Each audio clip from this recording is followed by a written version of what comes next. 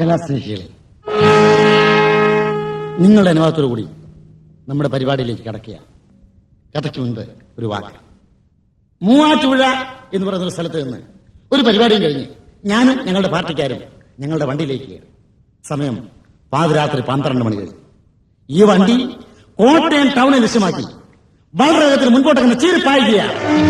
കുന്നുകളും കുന്നുകിലുകളും താണ്ടി അതിവേഗം വണ്ടി ഇങ്ങനെ മുൻപോട്ട് ചീറിപ്പായുന്ന അവസരത്തിൽ ഏറ്റുമാനൂർ ജംഗ്ഷനിൽ നിന്ന് 2.5 കിലോമീറ്റർ പുറകിൽ വെച്ച് ഞങ്ങളുടെ വണ്ടി സൈഡിലേക്ക് പാടി ഡ്രൈവർ ബ്രേക്ക് ഔട്ടി നോക്കിയപ്പോഴേ ടയറൊന്ന് പഞ്ചർ. അത് ശരിയാക്കാൻ പറഞ്ഞിട്ട് ഞാനും പാർട്ടിക്കാരും തൊട്ടടുത്തുള്ള കലിക്കിലേക്ക് മാറിയിരിക്കുക. ആ തണുപ്പത്ത് ഞങ്ങളങ്ങനെ തണുത്തു കുറച്ച് കുത്തിയിരിക്കുക. കട്ട പിടിച്ച കറുത്ത രാത്രി ജീവികളുടെ അവശബ്ദം, ആരെയും ഭയപ്പെടുത്തിയ പ്രകൃതി,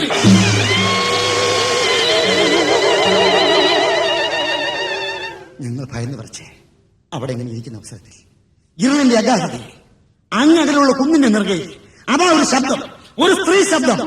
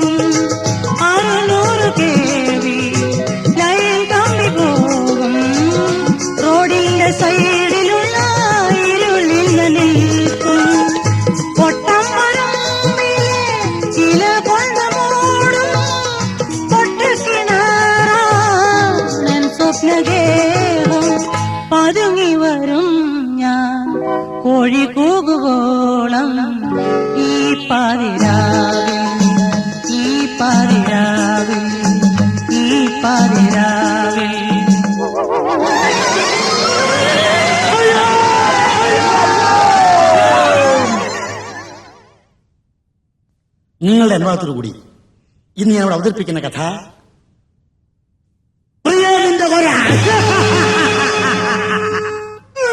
നമ്മുടെ കഥ നടക്കുന്നത് ഇവിടെയെങ്ങുമല്ല. കേരളത്തിന്റെ നെല്ലറയാകുന്ന നെൽക്കലവറയാകുന്ന 8,81,312 മനുഷ്യരെ തിങ്ങി വസിക്കുന്ന ഏറ്റവും ജനത്തിരക്കേറിയ പാലക്കാട് ടൗൺ. അതെ, അവിടേക്ക് നിങ്ങളുടെ ശ്രദ്ധയെ ഞാൻ സവനയം ക്ഷണിക്കുകയാണ്. ആ പാലക്കാട് ടൗൺ ഇന്ന് വിജനമാണ്. ഒരു മനുഷ്യജീവിയെ പോലും അവിടെ കാണാനില്ല. രാത്രി അവളുടെ കറുത്ത പുതപ്പുദ്ധരിച്ച് വിഹരിക്കുക. കാർമേഘ പാളികൾക്കിടയിൽ അങ്ങിങ്ങായി കാണുന്ന നക്ഷത്രങ്ങളെ പോലെ വഴിവിളക്കുകൾ മിന്നി പ്രകാശിക്കുന്നു. ആ വഴിവിളക്കിന് ചുറ്റും തന്റെ ജീവൻ അപകടത്തിലാണ് എന്ന് മനസ്സിലാക്കാതെ കൊണ്ട് പ്രാണികൾ വട്ടമിട്ട് പറന്നുയരുകയാണ്. കുരുക്ഷേത്ര യുദ്ധം നടത്തുകയാണ്. ആ 4 കൂടിയ ജംഗ്ഷന്റെ, അതെ, ആ കവലയുടെ വടക്ക് കിഴക്കേ മൂലയിൽ ഇരുളിന്റെ അഗാധതയില് അതോ രൂപം. ഭയപ്പെടണ്ട, അതെ, ഒരു മനുഷ്യരൂപമാണ്. ആ ഇരുട്ടിൽ ഒരു കരിമ്പഴം എടുത്ത് പൊതിച്ചുകൊണ്ട് അദ്ദേഹം ആ ജംഗ്ഷന്റെ വടക്ക് പടിഞ്ഞാറ് ഭാഗത്തുള്ള ഒരു കടയുടെ തട്ടിൽ ചെന്ന് മുട്ടുക.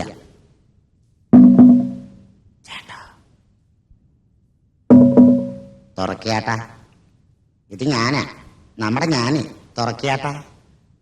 ക്ഷണത്തിൽ ആ കടയുടെ തൊട്ട് മുൻവശത്തുള്ള ബോർഡിൽ ഒരു പ്രകാശം വീണു. ചാരായം. ആ കടയുടെ തട്ടിപ്പൊങ്ങി ആ കടയ്ക്കുള്ളിലേക്ക് ഈ വന്ന ആള് പതിയെ കയറിച്ച് 1.25-2 മണിക്കൂർ കഴിഞ്ഞ ഈ വ്യക്തി മദ്യപിച്ച് ലെവൽ തെറ്റി യാതൊരു ബോധവുമില്ലാതെ ഉണ്ട് ആ കടയിൽ നിന്ന് പതിയെ വെളിയിലേക്ക് ഇറങ്ങും. കയ്യിലുണ്ടാകുന്ന മുറുക്കാനെടുത്ത് അത് വെറ്റിലയിൽ ചുണ്ണാമ്പ് വെച്ചുകൊണ്ട് അദ്ദേഹം ആ ബോർഡിലേക്ക് നോക്കി. കള്ള ചാരായം. കള്ള് ഷാപ്പിനും ടാറ്റ, ഇന്ന് പട്ട ഷാപ്പിനും ടാറ്റ. കള്ള് ഷാപ്പിനും ടാറ്റ, ഇന്ന് പട്ട ഷാപ്പിനും ടാറ്റ. ടാറ്റ ടാറ്റ. തെറ്റയെടുപ്പാക്കെടു ചുണ്ണാമ്പെടു പുകലയെട്. തെറ്റയെടുപ്പാക്കെടു ചുണ്ണാമ്പെടു പുകലയെട്. ആ മുറുക്കാൻ മുറുക്കിക്കൊണ്ടിരിക്കാം, മുറുക്കിന്റെ അവസാനം തുപ്പിക്കളയാം. മുറുക്കാൻ മുറുക്കിക്കൊണ്ടിരിക്കാം, മുറുക്കിന്റെ അവസാനം തുപ്പിക്കളയാം. Pack pack. തെറ്റയെടുപ്പാക്കെടു ചുണ്ണാമ്പെടു പുകലയെട്. തെറ്റയെടുപ്പാക്കെടു ചുണ്ണാമ്പെടു പുകലയെട്.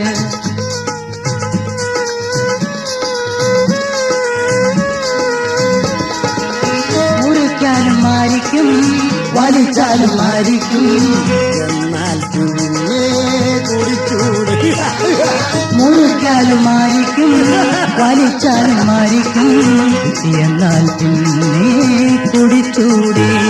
ആ കുടിക്കാം കുടിച്ചും കൊണ്ടിരിക്കാം, കുടിയുടെ അവസാനം പൊള്ളിക്കളയാം. കുടിച്ചും കൊണ്ടിരിക്കാം, കുടിയുടെ അവസാനം പൊള്ളിക്കളയാം.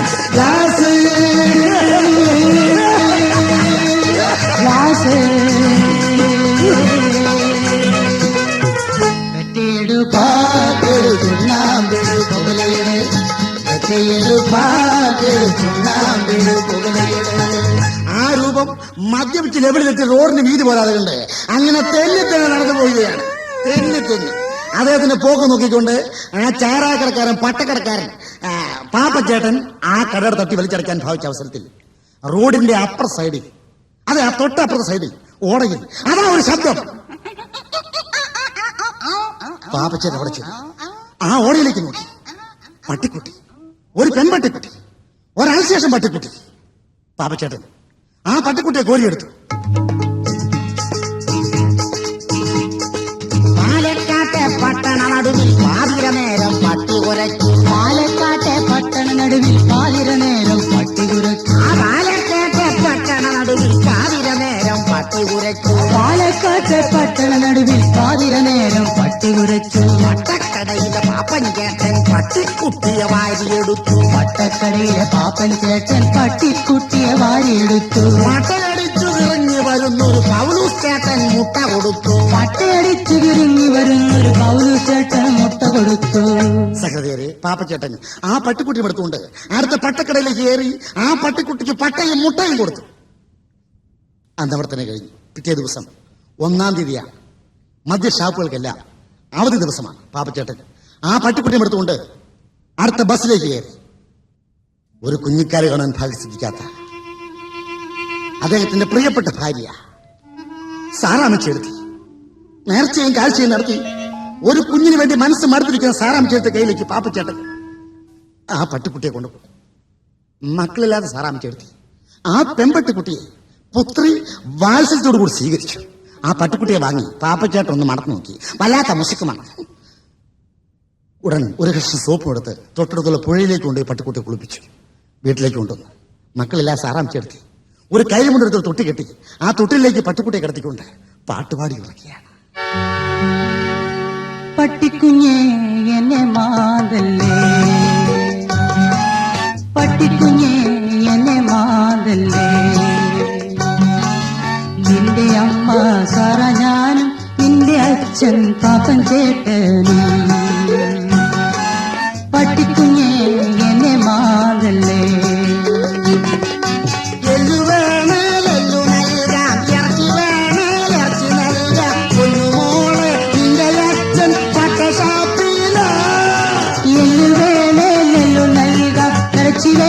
ഇറച്ചി നൽകാം പൊന്നുമോളെ നിന്റെ അച്ഛൻ പട്ടശാപ്പില. പട്ടിക്കുഞ്ഞേ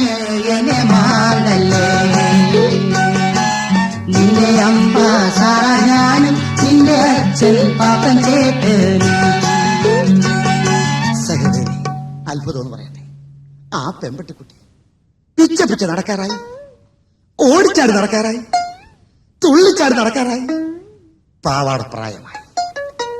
മധുര 16 കഴിഞ്ഞ് 17ലേക്ക് കിരണ്ടിക്കൊണ്ടിരിക്കുന്ന പ്രായം. എല്ലാവിധ സ്ത്രീ യൗവനങ്ങളും വന്ന് മൂടപ്പെട്ടിരിക്കുന്ന പ്രായം. ഇന്ന് അവളൊരു യുവസുന്ദരിയാണ്. എന്തിനധികം പറയും, അവളുടെ സൗന്ദര്യം ആ നാട്ടിലെ ആൺപട്ടികൾക്ക് ഒരു സംസാര വിഷയമായി. നമ്മുടെ നായികയുടെ പുറകെ നടന്ന 3 ആൺപട്ടികൾ ലോറി കയറി ചത്തുപോയി. ഇതൊക്കെ ചരിത്ര സംഭവങ്ങളാണ്. സഹോദരി, നമ്മുടെ നായിക സുന്ദരിയാണ്, അപ്സരസാണ്. അവൾക്ക് കൃത്രിമ സൗന്ദര്യമില്ല. ഒന്ന് ഞാൻ പറയാം, ഈ ലോകത്തിലെ പല സ്ത്രീകൾക്കും കൃത്രിമ സൗന്ദര്യമുണ്ട്. പക്ഷെ സ്ത്രീ വർഗത്തിൽ ജനിച്ച നമ്മുടെ നായിക ആൽശേഷനാണ്. പക്ഷേ ആ നാട്ടിലുള്ള മറ്റ് പെൺപട്ടികൾ നാടൻ പട്ടികളാണ്. എന്തിനധികം പറയുന്നു, നമ്മുടെ നായികയ്ക്കാണോ ആ നാട്ടിലെ മറ്റ് പെൺപട്ടികൾക്കാണോ സൗന്ദര്യം അറിയാൻ വേണ്ടി അവിടെയുള്ള മറ്റ് പട്ടികളെല്ലാം കൂടി ഒരു പട്ടി വനിതാ സമാജം രൂപീകരിച്ചു. ഈ പട്ടി വനിതാ സമാജത്തിൽ വെച്ച് ഒരു സൗന്ദര്യ മത്സരം നടന്നു. ഈ സൗന്ദര്യ മത്സരത്തിൽ നമ്മുടെ കഥാനായിക എന്ന പെൺപട്ടിക്ക് മിസ് കേരള പട്ടി എന്നുള്ള മെറിറ്റ് കിട്ടി. ഒരു കൂട്ടുകാരി പട്ടി ഓടി വന്ന് അവളുടെ ശരീരം തലോടിക്കൊണ്ട് പറയുകയാണ്, വെള്ള പെയിന്റടിച്ചതോ വെളുത്ത കണ്ണേ നിന്റെ പൂവേലി, ചകിരിയോ ഇഞ്ച തൊലി ചതച്ചതോ വെളുത്ത പെണ്ണേ നിന്റെ പൂമേനി. കൂടെയോ വെള്ള പെയിന്റടിച്ചതോ വെളുത്ത കണ്ണേ നിന്റെ പൂവേലി, ചകിരിയോ ഇഞ്ച തൊലി ചതച്ചതോ വെളുത്ത പെണ്ണേ നിന്റെ പൂമേനി. അവൾ ആ കൂട്ടുകാരെ നോക്കി കുറച്ച് ചിരിച്ച് വാലാട്ടി അവളുടെ വീട്ടിലേക്ക് സഹോദരി. അവൾ വീട്ടിൽ ചെന്ന് ആഹാരം കഴിച്ച് കയറി കിടന്നുറങ്ങുന്ന അവസരത്തിൽ പാതിരാത്രി കഴിഞ്ഞപ്പോഴത്തേക്ക് അവളുടെ വീടിന്റെ അങ്ങകലെയുള്ള കുന്നിന്റെ നിറകയിലെ അതിഭയങ്കരമായ പട്ടി ബഹളം.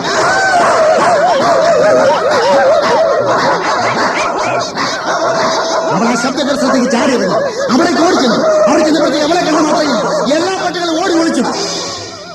ശരീരത്തോടെ രക്തം ഒഴുകിക്കൊണ്ട് ഒരു നാടൻ നായി അവിടെ തന്നെ കിടക്കുകയാണ്. അവൾ ചെന്നുറഞ്ഞ് ചോദിച്ചു, എന്താ എന്താ ഒരു ബഹളം കേട്ടത്? ഉടനെ ആ നാടൻ നായി പറയുകയാണ്, കിടത്തി ഉറക്കൂ. പാതിരാത്രി കഴിഞ്ഞപ്പോഴത്തേക്ക് കുറച്ച് പട്ടികൾ വന്ന് എന്നോട് ചോദിച്ചു, ഇവിടെ അടുത്തെവിടെയാ ഒരാഴ്ച പെമ്പട്ട് താമസിക്കുന്നു. ഞാൻ പറഞ്ഞു എനിക്കറിയാൻ പറ്റുന്നു. ഉടനെ ആ ദുഷ്ടന്മാരല്ല നിനക്കറിയാൻ വയ്യ എല്ലാരാന്ന് പറഞ്ഞ് എന്നെ അടുത്ത് കടിച്ചു. ഓ, അപ്പോഴേ ഞാൻ കാരണം എനിക്ക് വേണ്ടി നിങ്ങൾ കടി കൊണ്ടല്ലേ? പിന്നെ അവൾ ആ നാടന്റെ കൂർത്ത മോന്തയിലേക്ക് നോക്കിയില്ല. തലയും ബാലും താഴ്ത്തി ലജ്ജാവതിയായി അവളുടെ വീട്ടിലേക്ക് നടന്നു. സഹോദരി, യാത്രാമധ്യേ അവൾ പലതും ചിന്തിച്ചു, ഈശ്വര, ആ നാടൻ എത്ര സുന്ദരനാണ്. അദ്ദേഹത്തിന്റെ മുന്തിരിപ്പഴമ്പോഴുള്ള കണ്ണുകൾ. അവൾ വീട്ടിൽ പോയി തിരിഞ്ഞു മറിഞ്ഞു കിടന്നു. അവൾ ഉറക്കം വന്നില്ല. അവൾ ഉറങ്ങാൻ സാധിച്ചില്ല. അവൾ അറിയാതെ കൊണ്ട് ഓർത്തുപോയി. നാടന്റെ കണ്ണുകൾ മുന്തിരി കണ്ണുകൾ, നാടന്റെ പൂടാ കറുത്ത പൂടാ, നാടന്റെ കണ്ണുകൾ മുന്തിരി കണ്ണുകൾ, നാടന്റെ പൂടാ കറുത്ത പൂടാ. അവരുടെ വാലിന് 4 അടി നീളം, അവനുടെ മോന്തയ്ക്ക് 4 ഇഞ്ചു നീളം, അവനുടെ വാലിന് 4 അടി നീളം, അവളുടെ മോന്തയ്ക്ക് 4 ഇഞ്ചു നീളം. നാടന്റെ കണ്ണുകൾ മുന്തിരി കണ്ണുകൾ, നാടന്റെ പൂടാ കറുത്ത പൂടാ. അവൾ തിരിഞ്ഞു മറിഞ്ഞു കിടന്നു. പിറ്റേ ദിവസം രാവിലെ ചാടി എഴുന്നേറ്റ് എന്തെന്നില്ലാതെ സന്തോഷത്തോടു കൂടി അവൾ ആ കുഞ്ഞിന് നിറകയിലേക്ക് ഓടിച്ചു. സഹദേവി അവിടെ ചെന്നപ്പോൾ അത് ആ നാടൻ അവിടെ തന്നെ കിടക്കുകയാണ്.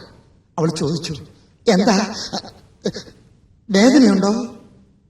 പറഞ്ഞ നാടൻ പറയുകയാണ്, ആ വേദന മാത്രമേ ഉള്ളൂ. അയ്യോ, ശരീരത്തിൽ ഒത്തിരി മുറിവുണ്ടല്ലോ. ആ മുറിവ് മാത്രമേ ഉള്ളൂ. ശരീരത്തിൽ പൂടയൊക്കെ ഒത്തിരി കൊഴിഞ്ഞിട്ടുണ്ടല്ലോ. ആ പൂട മാത്രമേ കൊഴിഞ്ഞിട്ടുള്ളൂ. എന്താ ഇങ്ങനെ പറയുന്നത്? ഞാനൊരു കാര്യം പറയട്ടെ, ഞാൻ അൽശേഷനാണ്, നിങ്ങൾ നാടനാണ്, പക്ഷേ നമ്മളൊരു വർഗമാണ്. ഒന്ന് ഞാൻ പറയാം, ഞാൻ ഞാൻ ഞാൻ നിങ്ങളെ സ്നേഹിക്കുന്നു. ഞാൻ നിങ്ങളെ ചേട്ടാന്ന് വിളിക്കട്ടെ. അവൾ വിളിച്ചു, നാടേട്ട, എനിക്ക് അങ്ങനെ മറക്കാൻ സാധ്യമല്ല. ഞാനൊന്ന് പറയാം, എനിക്ക് വേണ്ടി അങ്ങ് കടി കൊണ്ടതാണ്. എനിക്ക് നിങ്ങളെ മറക്കാൻ സാധ്യമല്ല. ഞാൻ നിങ്ങളെ സ്നേഹിക്കുന്നു. അവളുടെ നാവിൽ നിന്നും തെറിച്ചു വീണ വാക്കുകൾ കേട്ട് സഹോദരി രോഗിയായ നാടിന്റെ കണ്ണിൽ അവളുടെ കണ്ണിലേക്ക് പറഞ്ഞു.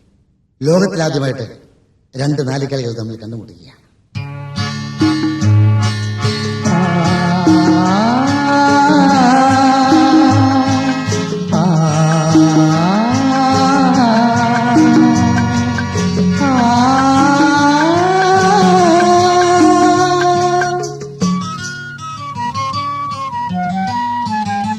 രണ്ടു നാൽക്കാലികൾ കണ്ടുമുട്ടി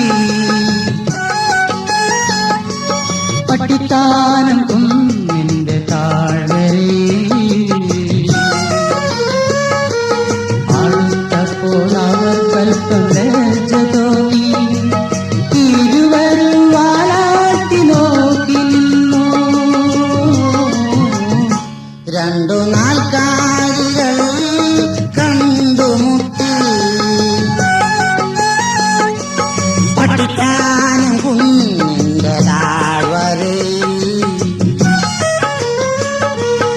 അടുത്തപ്പോൾ അവർ കൽപ്പം ലജ്ജ തോന്നി ഇരുവരും വാലാട്ടി നോക്കി നിന്നു.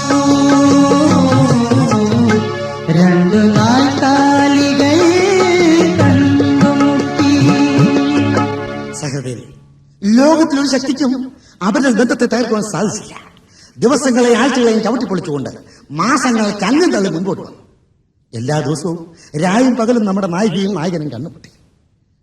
ഒരു ദിവസം ഈ നായകനോട് യാത്ര പറഞ്ഞ് നമ്മുടെ നായിക വീട്ടിലേക്ക് പോകുന്ന അവസരത്തിൽ മാർഗമധ്യേ അത് അവളുടെ വീട്ടിലെ വീട്ടിലെ പടിയിൽ നിന്ന് ഒരു 1.5 കിലോമീറ്റർ ഇപ്പുറത്ത് വെച്ച് അതോ നിൽക്കുന്നു. നിനക്കറിയാവരെ എരിപട്ടി, നിനക്കെന്നെ മനസ്സിലായോ? ഇല്ല. ഞാൻ പറയാം, എന്റെ പേരാണ് അൽസേഷൻ. എനിക്ക് ഇപ്പൊ മനസ്സിലായി.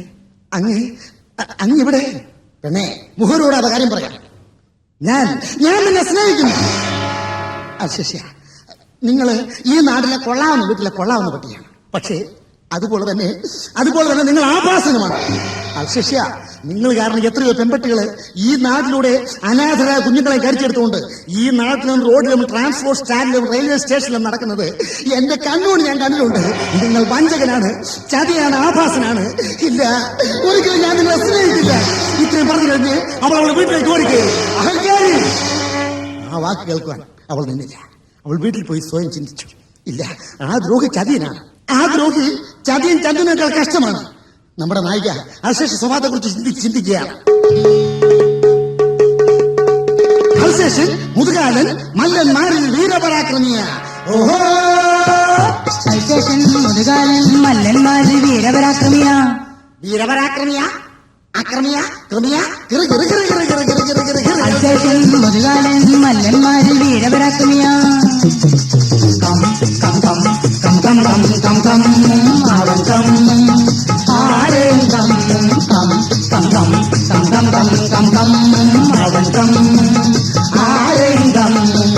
നോക്കി നിച്ചമ്പക്കാതെ നോക്കി നിച്ചമ്പക്കാതെ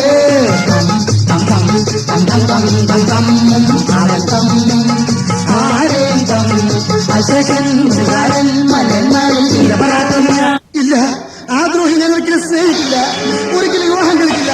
അൽസേഷൻ ദുഷ്ടനാണ്. അന്ന് രാത്രി ഒരു വിധം അവൻ കഴിഞ്ഞുകൂടി. പിറ്റേ ദിവസം രാവിലെ അവൾ ചാടി എഴുന്നേറ്റു. കുന്നിന് നിറയിലേക്ക് ഓടിപ്പോവാൻ ഭാവിച്ചു. സഹൃദയരെ, അവൾ ഓടുവാൻ സാധിച്ചില്ല. അവരുടെ വളർത്ത മാതാപിതാക്കൾ അവളെ തുടരെ പൂട്ടിക്കഴിഞ്ഞു. ഈശ്വര, എന്താണിങ്ങനെ? ഇന്നലെ അവനെ എന്നെ തുടരെ പൂട്ടിയിട്ടില്ല. എന്താണിങ്ങനെ? അവൾ അവിടെ തന്നെ കിടന്നു, ആ മുറിക്കുള്ളിൽ കിടന്നു. ആഴ്ചകൾ കൊഴിഞ്ഞു വീണു. അവൾ ജനൽപ്പഴുതോടെ വെളിയിലേക്ക് നോക്കി. അവളുടെ പൊന്നു നാടേട്ടൻ അത് ഒരു ദിവസം അങ്ങാടിലുള്ള റബ്ബർ തോട്ടത്തിൽ വന്ന് നിൽക്കുകയാണ്. റബ്ബർ മരത്തിന്റെ ചുവട്ടിൽ അവൾ വിളിച്ചു, നാരായട്ടാ, നാരായട്ടാ. ആ ശബ്ദം കേട്ട മാത്രമേ നാരൻ അവിടെ നിന്ന് പറയുകയാണ്, പെണ്ണെ, നീ കാലത്ത് വന്നിക്കും എന്തിനാണ് എന്നെ നോക്കുന്നത്? വരൂ, എന്റെ അടുത്തേക്ക് വരൂ. കാലത്തും വന്ദിക്കും നേരം പോക്കിനോടി വന്ന് കണ്ണിരക്കും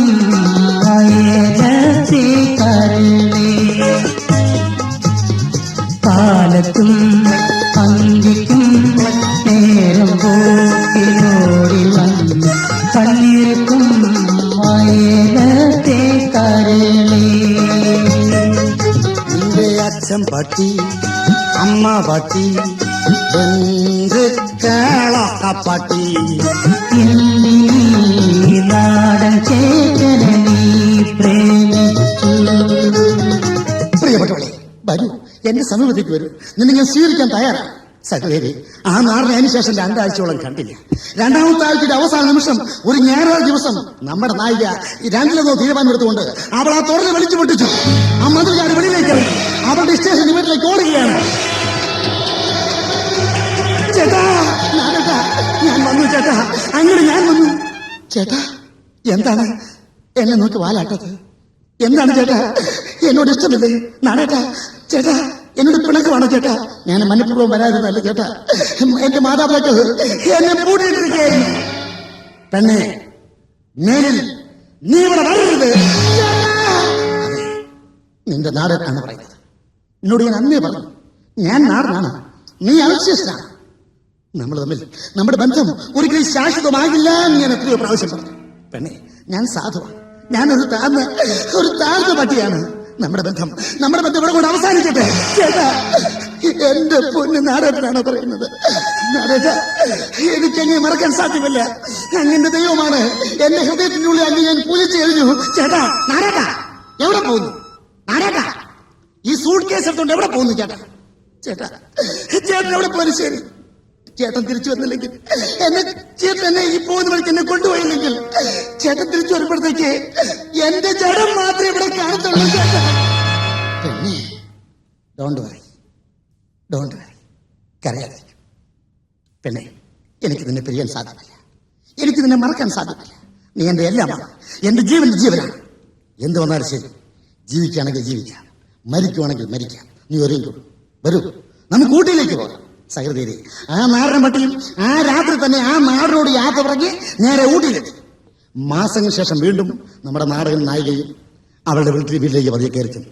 സന്ധ്യാസമയത്ത് അവൾ കയറി ചെല്ലുന്നത് കണ്ടുകൊണ്ട് അവിടെ വളർത്ത മാതാവ് ടോർച്ചടിച്ചു. മോളെ, നീ എവിടെയായിരുന്നു? നീ എവിടെയായിരുന്നു? മോളെ, നീ മാസങ്ങളോളം എവിടെയായിരുന്നു? മോളെ, അതാരാ ഓടിപ്പോകുന്നത്? ആ ഓടിപ്പോകുന്ന ആരാണ്? പെട്ടെന്ന് ആ സാറാമി ചേർന്ന് ടോർച്ചടിച്ചു. നാടൻ, നീ അവനെ സ്നേഹിക്കുന്നു, ആ നാടിനെ സ്നേഹിക്കുന്നു. മാറി ഇങ്ങോട്ട്. നീ അവശേഷിച്ച നിനക്കറിയാം, അവൻ നാടിന് കണ്ട തെണ്ടിപ്പട്ടികളുടെ പുറകെ നീ നടന്നു കഴിഞ്ഞാൽ ഈ കുടുംബത്തിന് നില എങ്ങനെയും നീ കളഞ്ഞു കുളിക്കില്ലേ? തന്റെ പൊന്നുമകളെ ആ മാതാവ് മർദ്ദിച്ചു, അവളെ മുറിക്കകത്തേക്ക് വലിച്ചെറിഞ്ഞു, ആ കഥക്ക് വലിച്ചടച്ചു. നീ അവിടെ കിടക്ക സഹോദരി. അതിനുശേഷം തന്റെ പ്രിയപ്പെട്ട നാടിനെ അവൾ കണ്ടു. നാടിനും ദുഃഖം മുഴുവൻ സഹിച്ചുകൊണ്ട് അവളുടെ വീടിന് ഉമ്മർത്ത്, അത് മതിലിന് വെളിയിൽ കുത്തിയിരുന്ന് പൊട്ടിക്കരയുക. കേട്ടു വലഞ്ഞൊരു അയലത്തിടോ വാഴുക. കുര കേട്ടു വലഞ്ഞൊരു അയലത്തിടോ വാഴുക. ലക്ഷം പട്ടികൾ ഒരുമിച്ച് കുരച്ചാലും നോക്കുന്നില്ല, ഞാൻ നോക്കുന്നില്ല. കുരകേതു വലഞ്ഞൊരു അയലത്തിടോ വാഴുക. പ്രിയപ്പെട്ടവളെ, ഒന്നുകിൽ നിന്നോട് ജീവിക്കുക, അല്ലെങ്കിൽ നിന്റെ വീടിന്റെ മുൻവശത്ത് തലയടിച്ച് മരിക്കുക. രണ്ടിലും തീരുമാനിച്ച നാടൻ സഹോദരി അവളുടെ വീടിന്റെ മതിലിന്റെ മുകളിലേക്ക് ചാടിക്കയറി. നാടൻ ആ മതിലിന്റെ മുകളിലേക്ക് ചാടിക്കയറുന്നത് അവളുടെ വളർത്ത മാതാവ് കണ്ടു. എടാ കാലമാടാ, നീ വന്നോ എന്റെ മോളെ നശിപ്പിക്കാൻ? നിന്നെ കൊല്ലുവാടാ. ആ സാറാമിച്ചെടുത്തി ഒരരകിലപ്പിള്ള എടുത്തുകൊണ്ട് തന്റെ മകളെ അടച്ചിട്ടിരിക്കുന്ന മുറിയുടെ മച്ചിന് മുകളിൽ കയറിയിരിക്കുക. നാടൻ അതൊന്നും അറിയുന്നില്ല. നാടൻ മതിൽ ചാടി ഇറങ്ങി ആ വീടിന് ചുറ്റും ഓടി നടന്നു. തുറന്നു കിടക്കുന്ന ജനൽപ്പടിലൂടെ നാടൻ ഉള്ളിലേക്ക് നോക്കി. Julie, Julie, my darling dog Julie. അദ്ദേഹത്തിന് ശബ്ദം കേട്ട മാത്രമേ അവൾ ചാടി എഴുന്നേറ്റു.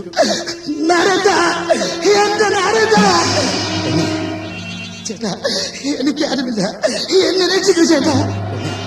നീ ഒരു തെറ്റും ചെയ്തില്ല, ഞാനൊരു തെറ്റും ചെയ്തില്ല. നമ്മൾ രണ്ടുപേരും ബന്ധത്തെ തകർത്തത് മറ്റാരുമല്ല, നിന്റെ ആ വയസ്സിൽ തള്ളയാണ്. അവരെ കാണുവാണെങ്കിൽ അവരുടെ കാല് ഞാൻ കടിച്ചു പറിക്കും. സത്യം. നാടിന്റെ ഈ വാക്കുകളുണ്ട് സാറാമച്ചെടുത്തി മച്ചിന്റെ മോളിൽ അരകിലമ്പിളയായിട്ട് ഇരുന്ന് കലി കൊണ്ട് തുള്ളുകയാണ്.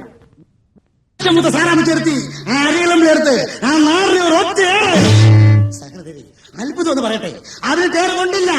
ആ നാടൻ അവിടുന്ന് ഡൈവ് ചെയ്ത് സാറാമ്മ ചേർത്തി മച്ചിന്റെ മുകളിൽ നിന്ന് ചാടി ഇറങ്ങി എടി വഴിവളിച്ചവളെ മാറിക്കഴിഞ്ഞോട്ട് മാറിക്കാൻ എടി ദുഷ്ടേ നിനക്ക് അവനെ സ്നേഹിക്കണമല്ലേ നിനക്ക് അവനെ സ്നേഹിക്കണമല്ലേ ആ ദ്രോഹി നീ മറക്കുമോ എടി അവൻ നാടാണ് ഈ കുടുംബത്തിന് വിലയും വിലയും കളഞ്ഞു കുളിക്കണം നിന്റെ വർഗത്തിൽപ്പെട്ട അൽശേഷൻ ഇവിടെയുണ്ട് ഈ അടുത്തുണ്ട് നീ അവനെ സ്നേഹിക്കും അവൻ ഇവിടെ വരുന്നുണ്ടല്ലോ നീ എന്താണ് അവനെ സ്നേഹിക്കാത്തത് അമ്മച്ചി അമ്മച്ചി നാടേട്ടനെ മറക്കാൻ അമ്മച്ചി പറയരുത് അദ്ദേഹം എന്റെ ദൈവമാണ് അദ്ദേഹം എന്റെ എല്ലാമാണ് മോളെ നീ അവനെ മറക്കണം ആ ദ്രോഹിയെ മറക്കണം മറന്നില്ലെങ്കില് അവനെ ഞങ്ങൾ വെടിവെച്ച് കൊല്ലും അമ്മച്ചി അമ്മച്ചി അയ്യോ എന്റെ പൊന്ന് നാടേട്ടനെ കൊല്ലരുത് അമ്മച്ചി എന്റെ നാടേട്ടനെ കൊല്ലരുത് അദ്ദേഹം എന്റെ ദൈവമാണ് അമ്മച്ചി മോളെ നീ അവനെ മറക്കണം അമ്മച്ചി അമ്മച്ചി നിങ്ങൾക്ക് വേണ്ടി എന്റെ പൊന്ന് നാടേട്ട ഞാൻ മറക്കാം അമ്മച്ചി ഞാൻ മറക്കാം പക്ഷെ ഞാൻ ചോദിക്കട്ടെ എന്റെ വയറ്റിൽ കിടക്കുന്ന കുഞ്ഞുങ്ങൾക്ക് ഇനി ആച്ചനാകും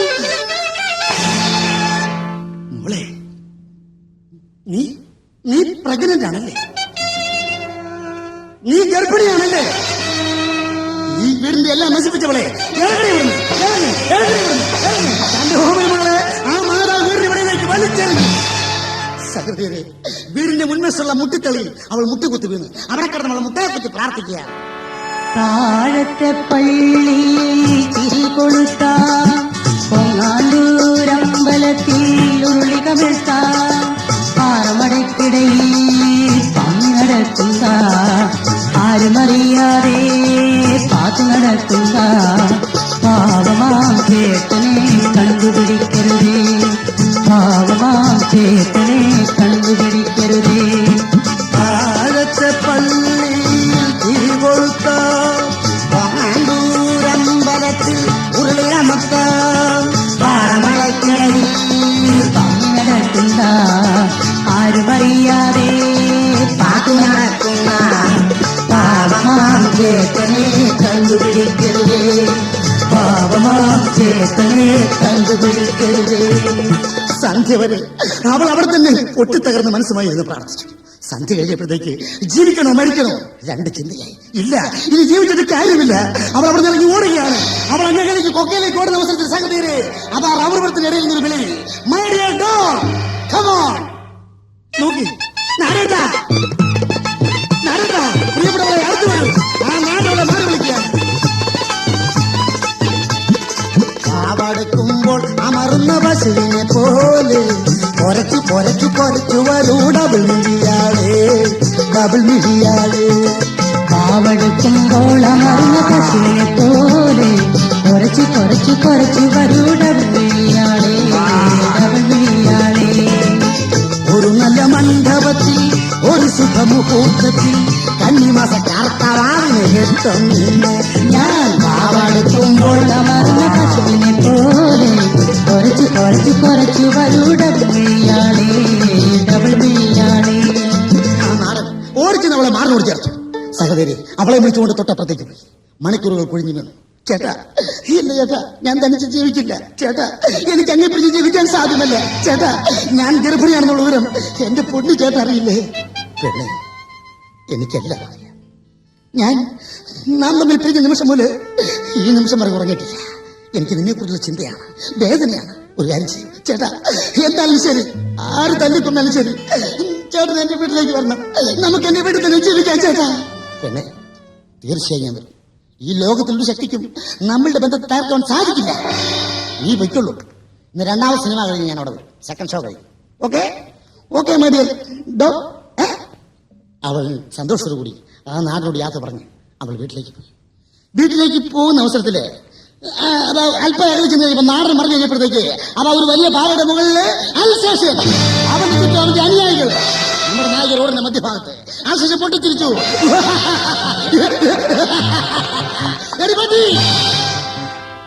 നീ എവിടെ പോയി